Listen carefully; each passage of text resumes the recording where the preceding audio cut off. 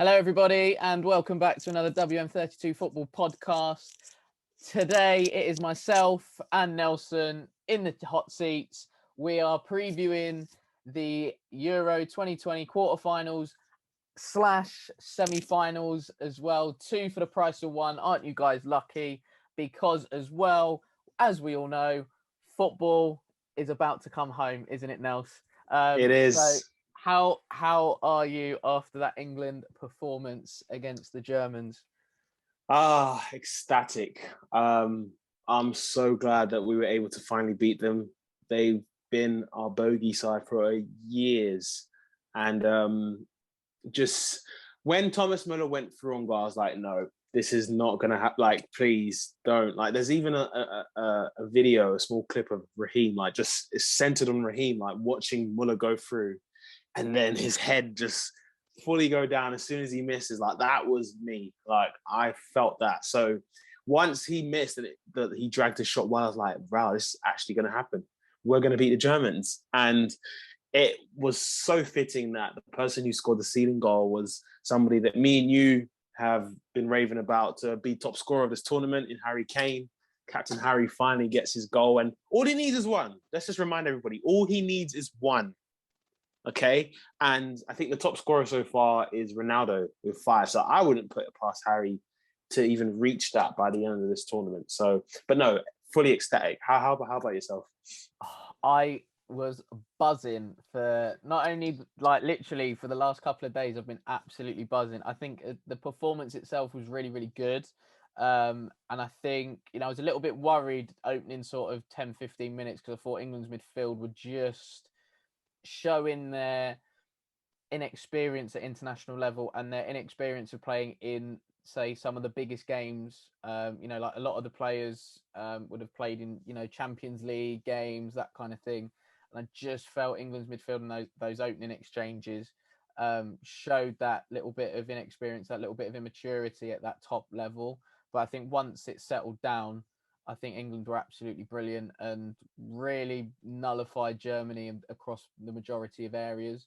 Obviously, Werner had a really good chance, but it's Timo Werner, so obviously not going to score.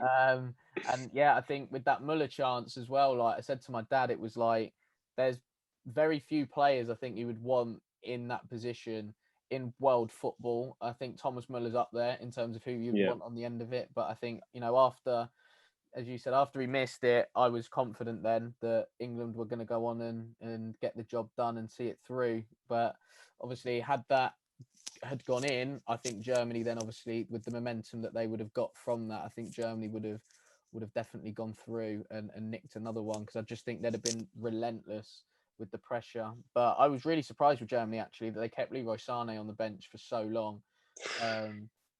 We've seen the quality that he possesses certainly in a City shirt over the years, and it was just baffling for me that they left him on the bench for so long, given the current state of the game. And I think that's one thing as well that has to be taken into consideration always, is the current state of the game. And I thought Sané coming on would have changed it. 15-20 minutes to go, you've been in a high pressure game as a defender and you see somebody like Sané coming on, I think everybody in the crowd would have just gone, oh no, here we go. And I think maybe the defender, whether that's Walker or Trippier or Luke Shaw, Maguire, who whichever side Sané was playing on, I think they'd have just gone, God, he's the last person I want running at me with my tired legs. But no, absolutely ecstatic. So yeah, fingers crossed that the boys now see the job through and get it done. But now, Nelson, coming on to the quarterfinals, we're going to start with our first game, which is Switzerland versus Spain. So talk to me about this particular one. Obviously, Spain dispatching Croatia, wasn't it, in the last round, and Switzerland getting through on penalties against the French. So yeah, talk to me about this particular game. Quick shout out to every team that participated in round of 16, because when it comes to knockout football, the entertainment level just went up 1,000. Like, we weren't expecting any of the drama that we were getting, like, in that round of 16. But yeah, starting with Switzerland versus Spain, the way they were able, Switzerland, to really pull through with the character that they showed to come back against the world, let's not forget, world champions in France. Yes, everyone could point to, missed chances that the French had, but I think people need to give Switzerland a lot of credit because they did take the lead. Like, they took the lead, and obviously they faltered a bit. I think they got a bit complacent. But to show that spirit against the world champions to come back 3-3, I think it's going to be more evenly matched than people think it's going to be. Just because I think Spain this tournament have been left a bit open in terms of the defense. I think they've let in, even though they've got a huge recruiting, obviously Laporte, who we know is immense for City. I think all the games that Spain have played in so far, except for their 5-0 victory, have kind of been open. They've had obviously they had the two draws prior to winning 5-0 and then winning 5-3 against Croatia. So I think there's a chance for Switzerland with the momentum that they have beaten France. They have nothing to lose, in my opinion. So I can see them coming out and really going at this Spain side. That's what they did with France. They went at France. Just a quick shout out to a maligned player for Arsenal who has been up and down, during his career. But Granit Xhaka, oh my gosh, he needs to keep his hair blonde because that was a different level of performance against France. But I think when looking at these two sides, even though everyone expected France to win, I'm still going to make the prediction that Spain will just about pip it, but I do think it will be quite even. So I actually think this will go to extra time. I actually think this game will go to extra time, and I think Spain, with just a bit of quality that they have, I think they can create a lot of chances. It's just about dispatching them. We know the possession football that they play, so it's just about dispatching them. And if I think Morata having that goal, obviously with all the drama that surrounded, the online abuse that he's been getting as well, I think just getting that goal right after then will give him a huge lift, and I think he'll lead the line to victory. So heading into this game, I'm going to go for a Spain victory after extra time, and I will go with 3-1 to Spain. Nice. And just want to throw it out there as well. If you are a football fan, please try not to, or even don't even bother really sending online abuse or abuse of any kind to any player. Just remember that these footballers are actually human beings as well. So just be careful with what you post online and direct towards footballers. Yes, you can sort of say maybe if they've had a bit of a bad game, but try not to direct any sort of abuse that might end up being personal. So Nelson, in terms of this particular game, Switzerland, Spain, I am with you in the sense that I think Spain are going to progress. But yeah, I agree as well in the fact that Spain have looked a bit open at the back, barring that 5-0 game that they had. I think, the game against Croatia was just absolutely mental. But I think what Spain have the capability to do is just turn the screw.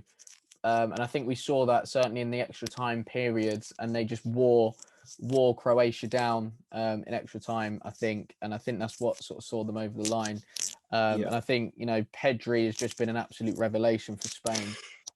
I definitely think he's in with a shout for, within the team of the tournament, 100%. He reminds me a lot of Iniesta in the way that he moves and he glides past players, the way he manipulates the ball. And I think he's really taken to almost being Spain's main source of creativity throughout the tournament. And for one so young, I think that's absolutely brilliant.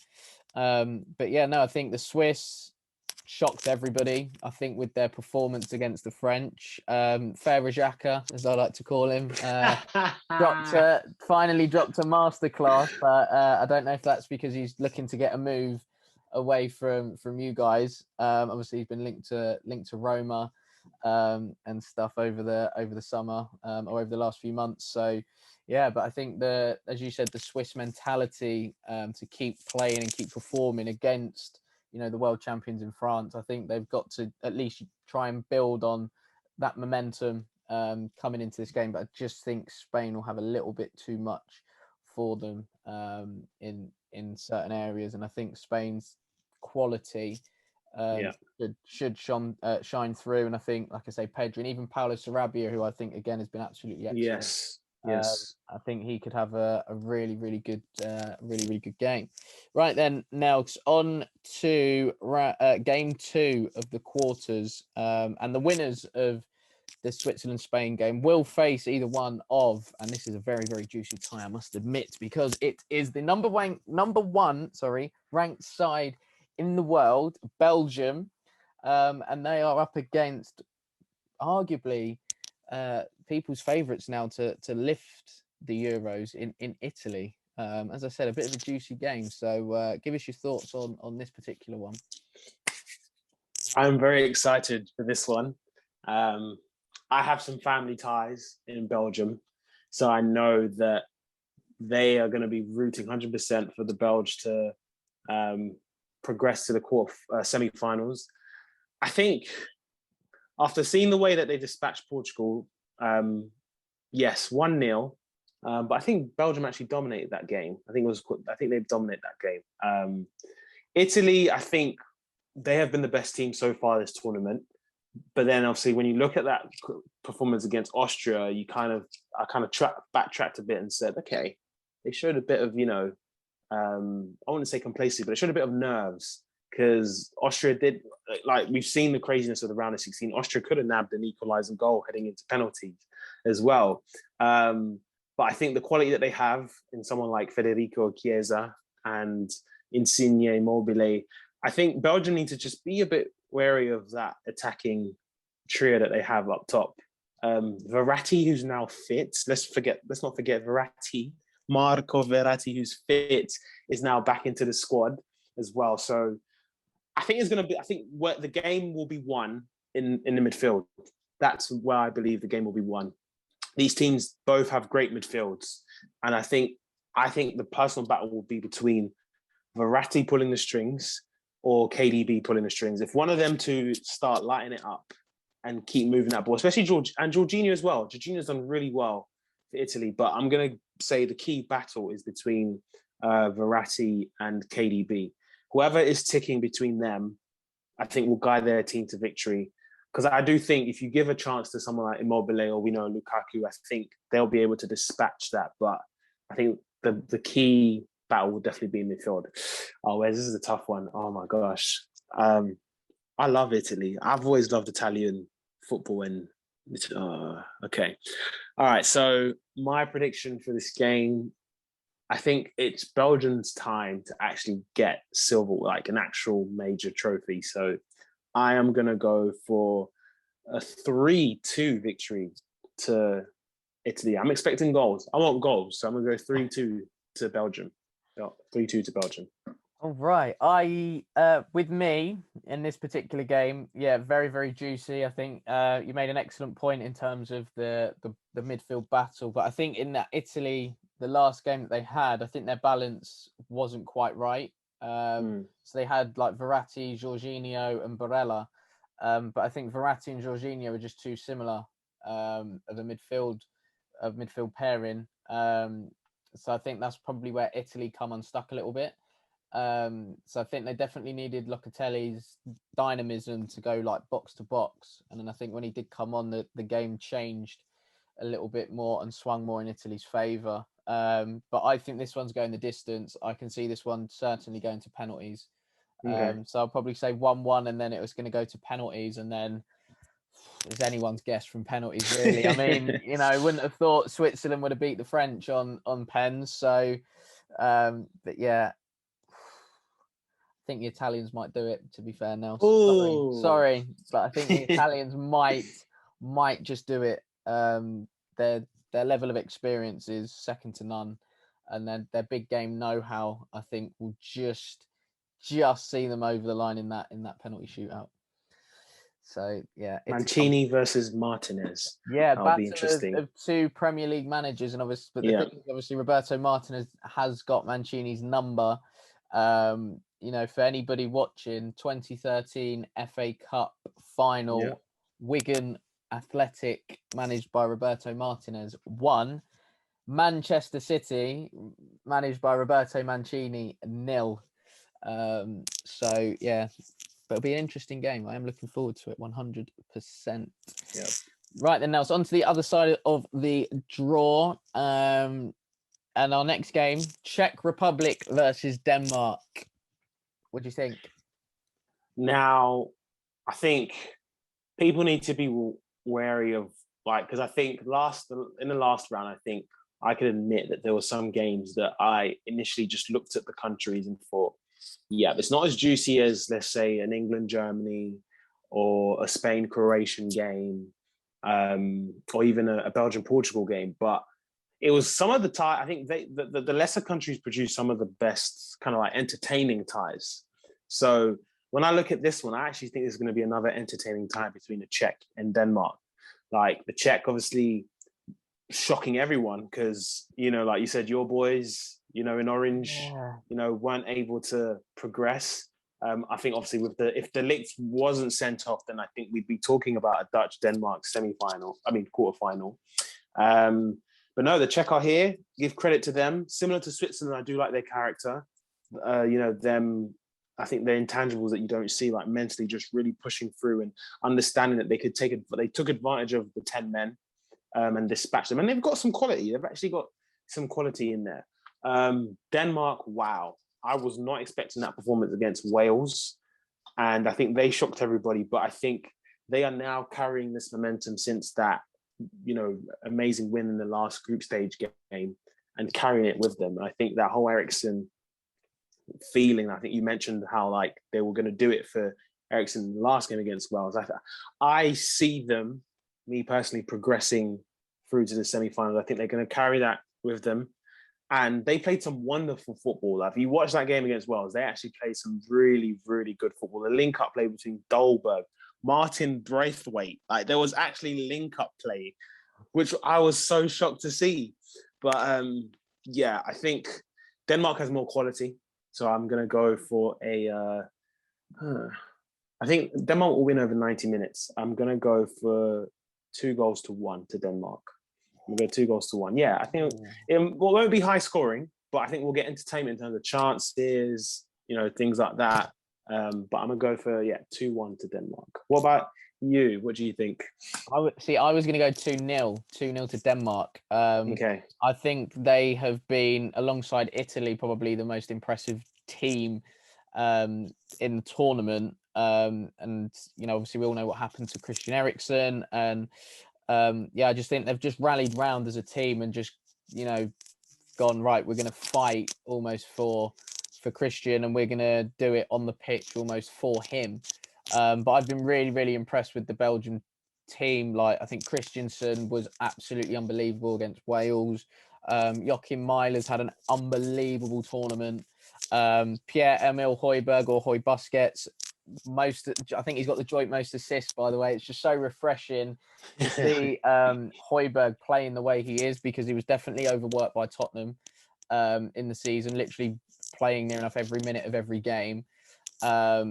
But it's just nice to see him performing at a really high level. But then I suppose when you're not covering about 3 or 4 other people's work, you can get away with it a little bit better. I think Damsgaard as well, like, what a player he's showing. Yes. And then obviously Dolberg decided to show up to the party as well. Finally. I think this Danish team have just got that little bit too much for the Czechs. It will have to be checkmate, unfortunately, for the Czech Republic. Denmark to progress for me. And then now it's moving on to our final game of the quarterfinals. It's the big one, Ukraine versus England. Are we going to progress? Are England going to go through? Can we all start to dream and believe that football is seriously coming home? Yes, we can. I believe that's what Barack Obama said, in his presidential, when he was running for president. Yes, we can believe that football is coming home. I actually think this is actually going to be a smooth game in terms of, like, Ukraine will be there. I think they'll turn up Ukraine. And they are the ones that have less pressure than England, simply because England are the better side in terms of quality. But I think the boys will be able to handle it really well. I think Gareth will get them spot on and prepared. I think the way that he adjusted to play the same formation similar to Germany, I think you could tell that I think he has a really good team behind him. I think that's one thing that I've now noticed over the previous years. I think getting the right team surrounding the manager, I think Gareth has now got that. I even saw a post by The Athletic today about how they got somebody from the rugby union who's now on board with the coaching stuff, which I was shocked to see because you don't normally see the crossover between other sports, like in terms of coaching, like people going over to other sports. But yeah, just hearing that and the impact that he's had on this England side in terms of analysis and stuff has been remarkable. So I think I believe we're going to win. I would love to see Jack Grealish start, please. He's one of the sauciest ballers that I've seen this country have in a very long time. Saucy. We're talking like the hottest Nando's sauce, like saucy. He's really, oh my gosh, Jackie boy. Like as soon as he came on, there was a bit of dynamism like that he brought to the squad. Like he just, the way he carries the ball is majestic, and he was involved in both of the goals that we saw for Sterling and Kane. I thought Luke Shaw was tremendous. He should not lose his place. Even if Ben Chilwell comes back fit, I thought Luke Shaw was absolutely remarkable. I wouldn't be mad if, my star boy, Saka wasn't starting and Grealish came in as well. Grealish came instead to play on the left and then Sterling on the right. But I hope we win. No, I believe we'll win. I'm going to go for a 3-1 victory because I do think Ukraine will get a goal. There's something about this England's... I mean, we haven't yet conceded, have we? No, we haven't. Oh, my gosh. Do you know what? Let's switch it up. I'm going to go for a good 3-0 victory. I'm go 3. I feel good. I feel good. However, if Ukraine were to score, I do expect us to keep a level head. I don't expect us to panic. And I do see us progressing. So regardless of the scoreline, I just think England will progress to the semi-finals. Nice. Love the positivity. Yes. I really think from an England perspective, you seriously probably couldn't have handpicked a better game to have in the next round after having arguably one of the tougher ones in the last round. Like I said, I don't think you could have handpicked a better tie. I think England, obviously, we know with this particular game being in Rome, not having as many fans, or if any at all, with travel restrictions due to COVID, that might play a little bit of a factor because I do think the England fans have definitely spurred the team on thus far. But now I certainly expect England to do the business, get the job done. I think we'll have too much quality for Ukraine, certainly in attacking areas. And I think it's actually been really refreshing the fact that England haven't conceded a goal and how sort of solid, by and large, that we have looked defensively. Yeah. And I don't think you could really say that about England teams in the past. So I'm going to go with another 2-0 victory. And the only reason I say 2-0 as opposed to 3-0 is because we've got all this attacking talent, granted, but we haven't really created a lot of chances in games. And I think a lot of the England games have been really tight. I think that's probably been the main difference, I would say, between the World Cup and this tournament in the Euros, is where I think the World Cup was about us almost having to score goals to then be in control of the game. Whereas I think now we're controlling games differently. And it's almost like, right, don't concede. And then, we will keep going, keep playing, keep sticking to the game plan, and we will eventually score. I think that sort of seems to have been the approach thus far in this particular tournament. But hey, listen, it's working so far, so I don't think anybody can really complain, to be honest. So Nelson, then with the semi-finals, this one's going to be interesting because I mean we've both predicted Spain to beat Switzerland. And then it's going to be either, you said Belgium, I said Italy. So who would you see then, fair to say, out of those three nations, who would you then expect to see progressing into the final? I'm going to stick with my neighbours. I'm going to speak with Belgium.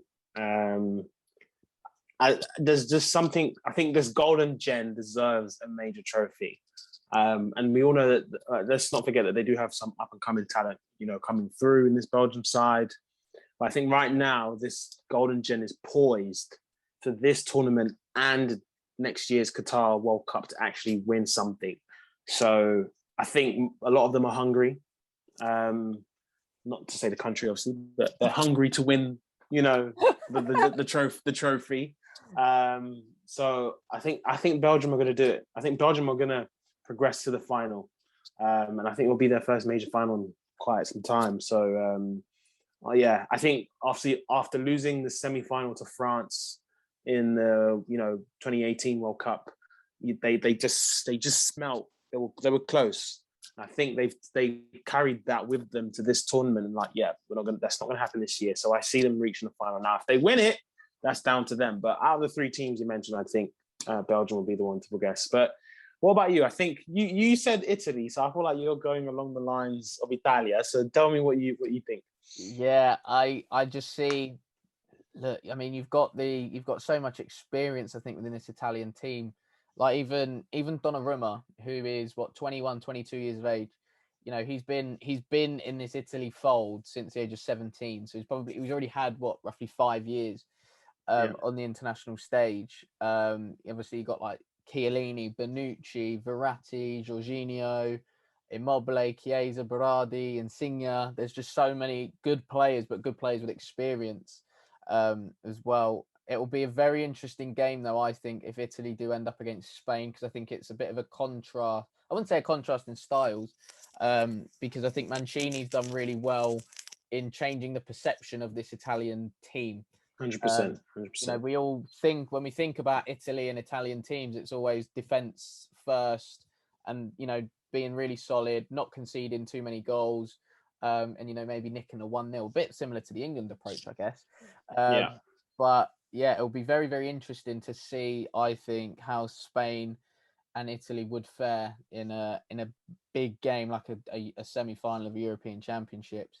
But having said that, again, I think if Belgium were to progress, I know I said Italy, but I think if Belgium were to progress, again, that would be a really, really good game. But no, I think Italy will just have a bit too much for Spain and I think they will progress into the final. So yeah, I think if Italy were to get through and play Spain, I can see them winning 2-1.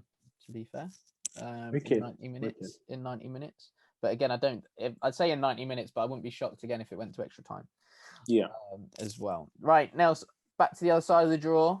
Obviously, we both predicted Denmark to beat the Czechs, and of course England to beat Ukraine. So we're going with England, Denmark then for our semi-final. This will be at Wembley as well.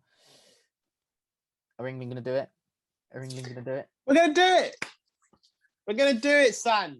I'm just telling you, I feel good. Like, this is the biggest gift that England could ever receive. The fact that all three countries from the group of death have been eliminated. They're all gone.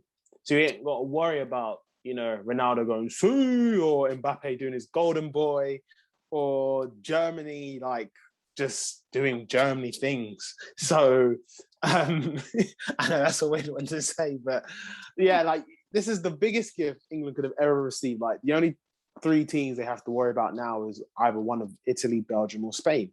But I think Belgium would be the big one, because I think Belgium had our number in the group stage. We were in the same group, I think, with them in the World Cup. Yes.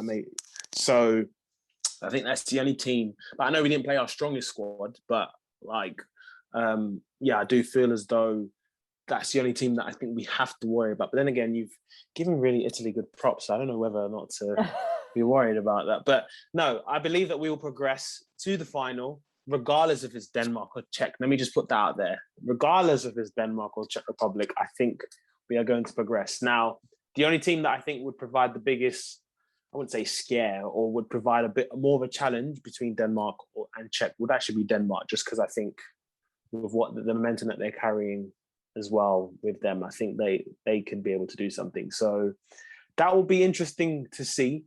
But But I think with the fact that we have it's home court advantage, like that's how we say it in basketball. You got home court, so we have 40,000. I think even potentially 60. I think we're increasing the numbers now of people returning to Wembley. So if we have roughly 60,000, I don't think whoever's playing against us will be able to get rid of the fact that there's 60,000 people just cheering on the boys in white. So yeah, I've gone on for a bit long. I'll let you take it over. But yes, England will progress to the final.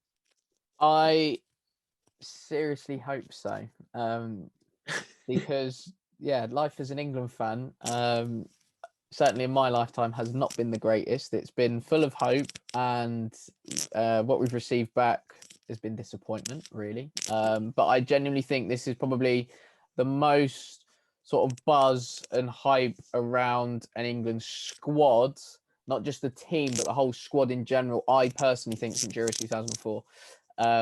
And yeah, I just think that, with the talent that we've got, I think it would be a real shame if we didn't get to the final, at least. At least. And like you say, that home court advantage, or that home advantage, I think England have used it really well so far. I think the atmosphere against the Germans was absolutely brilliant. Obviously, everybody's seen the absolute scenes and limbs in the stands. And that was really, really nice to see. Obviously, there's been limited crowds when it has been possible, but obviously on the whole, we've not really seen that too much over the last sort of 18 months or so. But yeah, no, that was really, really nice, as like I say, to see. And I just think with that home advantage, I think we will do really, really well with it. So yeah, I think England will beat Denmark by 1-0. Wicked. It's either going to be Sterling or Kane, I think, to get the goals. So yeah, I think that will then leave us, like you said, with either Spain, Belgium, or Italy in the final, and then it is really like a one-off game, and obviously anything can happen. So yeah, I think definitely fingers crossed. So interesting to see England get the job done against Ukraine, and then either the Czech Republic or Denmark. Obviously, we both predicted Denmark, but I'm pretty sure that we did get a few wrong in the round of 16. We did. So these things can happen. We are not psychic, guys. All right. We are just obviously just giving our thoughts and our opinions on what we think. So yeah, please don't slate us if some of the teams that we mentioned don't get through, because at the end of the day, this is football, this is sport, and that is why we all love it. Yeah. So guys, that is it for us for today in terms of our quarterfinal and semi-final preview for Euro 2020. We hope you enjoyed it. I know myself and Nelson always enjoy giving our thoughts and opinions to you wonderful people. But make sure you smash a like on the video on YouTube. Comment your thoughts in the comment section as well, on anything you would like us to cover, whether you'd like us to do something a little bit different, maybe for one of the games, maybe the final. And make sure you subscribe to the channel as well. We've got hopefully lots and lots of stuff coming up over the summer, loads of different bits of content as well.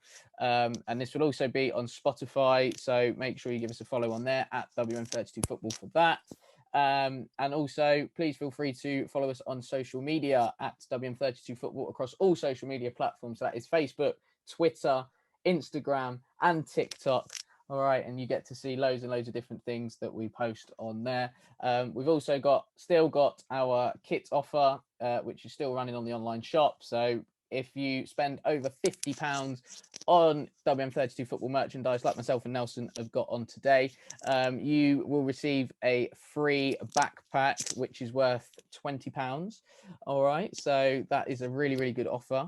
So please head to www.wm32football.com/shop for that. And don't forget as well, we've got our summer camps coming up in the 4 weeks in August. So make sure you book your child, your son, your daughter on to our holiday camps, and hopefully they can be the next England superstar, and hopefully we may see them lifting the World Cup or the Euros in years to come. So again, visit the website www.wm32football.com for those. It will redirect you to the Jack Collison Soccer School website. That is due to our particular partnership with Jack Collison Soccer Schools. So please don't be alarmed if you get redirected to a different site. All right, because like I say, it is due to a partnership with Jack Collison Soccer Schools.